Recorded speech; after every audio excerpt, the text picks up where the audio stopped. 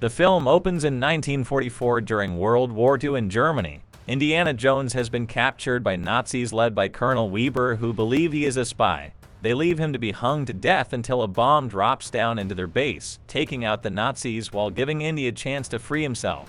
Indy's colleague, Oxford professor Basil Shue, has also been captured. Indy hijacks a vehicle and pursues a train where Basil is being taken while fighting some Nazis along the way.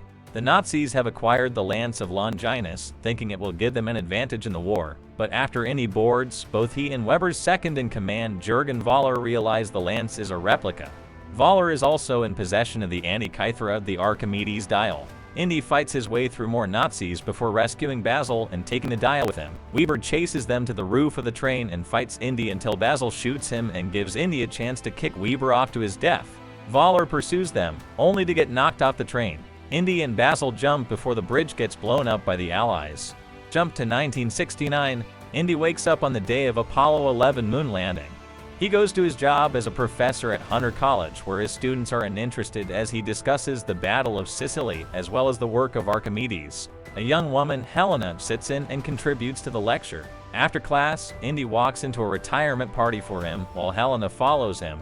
Unbeknownst to her, a CIA agent named Mason follows Helena and reports to her boss, Voller, who somehow survived and now works for NASA under the name Schmidt alongside other Nazis, including Kleber and the brutish Hawk. They have come to seek the dial, as he believes that it can help him undo the past and help the Nazis win the war.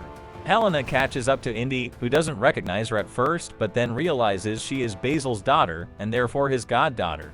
She sits down to discuss with him her own work as an archaeologist and how she tried to continue her father's work.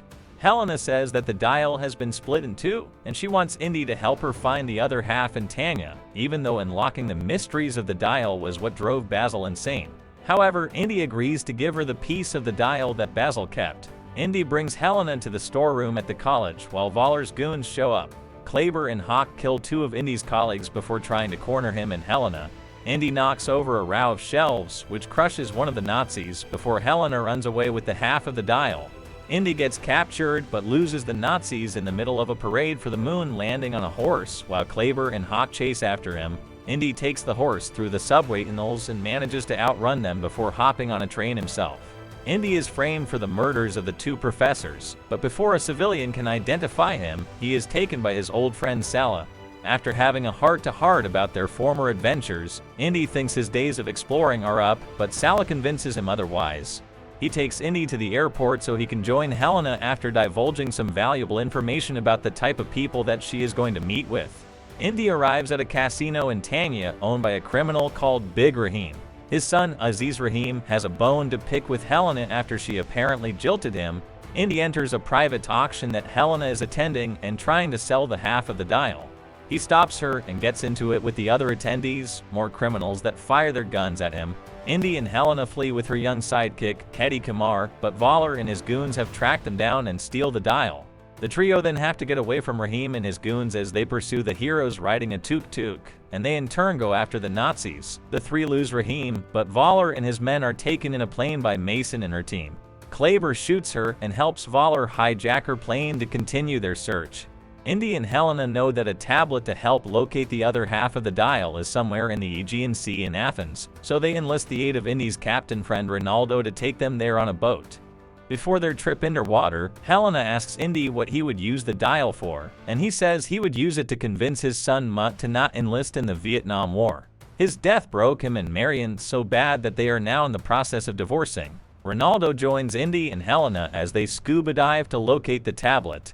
Indy has to deal with eels, but they manage to pry it from a shipwreck. Unfortunately, the Nazis have located them as well and cut off their oxygen supplies, forcing them to swim back to the surface.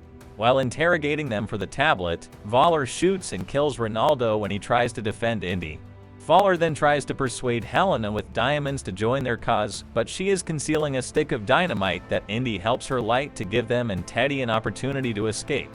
While sailing away, Indy takes a moment to mourn Ronaldo, but Helena says that the Nazis don't know the location of the tomb of Archimedes, which contains the other half of the dial. Indy takes the tablet and melts the wax coating it, revealing a golden plate that can lead them to the tomb's location. Indy, Helena, and Teddy arrive in Sicily. Teddy splits off from the group and gets found by the Nazis after Voller followed them once more. Indy and Helena witness them taking him away and try to follow after stealing a wedding car. They, plus the Nazis and Teddy, arrive at the same cave where the tomb is located. Teddy is handcuffed to Hawk, whose weight causes a footbridge to collapse and send them swept away by the current. Teddy manages to take Hawk's keys and leave him trapped to drown while Teddy gets away from the Nazis. Indy and Helena come across the tomb and find the dial in Archimedes' hands, along with, to their surprise, a wristwatch. Helena deduces that Archimedes traveled through time, just as Voller manages to locate them yet again. He reveals his plan to go back in time and kill Hitler since he knew all the mistakes he would make, and he believes that he can undo the past so the Nazis win the war. Voller takes the other half of the dial and combines them. Voller takes Indy on a plane with him as they intend to ride through a storm that will open the portal unlocked by the dial. Helena sneaks onto the plane while Teddy hot-wires another plane and flies after them, unaware that the pilot is in there sleeping. Indy then tells Voller that he didn't take continental drift into account, so they would not end up going to the start of We. Voller realizes too late that Indy was right, as both planes go through a portal that takes them to the siege of Syracuse. After doing away with more Nazis, Indy and Helena grab a parachute and jump off the plane just as Roman soldiers begin to fire at them. Voller and Kleber perish when their plane does down in a fiery blaze. The site of the planes is spotted by Archimedes himself.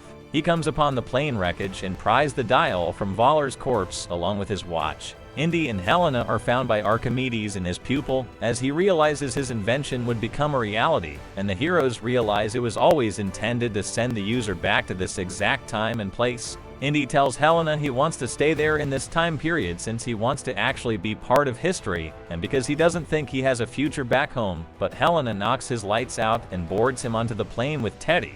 Indy wakes up in his apartment once more and is surprised by Marion arriving with Helena, Teddy, Sala, and his grandkids. They leave Indy and Marion for some private reconciliation as Indy realizes she still needs him. They share a kiss. We then see Indy's trademark hat hanging out to dry, with the film closing on an iris around the hat, and then Indy grabs it. The movie ends here. Thanks for watching.